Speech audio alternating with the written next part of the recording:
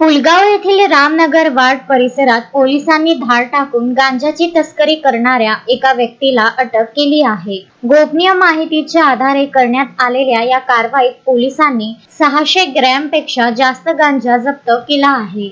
20 जून रोजी मिळालेल्या गोपनीय माहितीवरून पोलीस निरीक्षक सदाशिव ढाकणे यांच्या नेतृत्वात पोलिसांच्या पथकाने रामनगर वार्ड येथील आरोपीच्या घरी छापा टाकला। या कारवाईत गांजा 608.96 ग्राम किंमत 12,180 रुपये, विवो मोबाईल 1 किंमत 10,000 रुपये असा एकूण 22,180 रुपयाचा मुद्देमाल जप्त करण्यात आला। या प्रकरणी प्रफुल्ल लोणकर वय 45 वर्ष याला 21 जून रोजी पहाटे अटक करण्यात आली आहे। प्राथमिक तपासात या गांजाचा पुरवठा ओडिशामधून होत असल्याची माहिती समोर आली आहे। या घटनेचा पुढील तपास पोलीस उपनिरीक्षक शहाजी घोडके करत असून ओडिशामधील पुरवठादाराचा शोध घेतला जात आहे। या यशस्वी कारवाईमध्ये पोलीस निरीक्षक सदाशिव ढाकणे यांच्या मार्गदर्शनाखाली एपीआय मदनकर, पीएसआय घोडके आणि स्थानिक पोलीस पथकातील कर्मचाऱ्यांचा समावेश होता।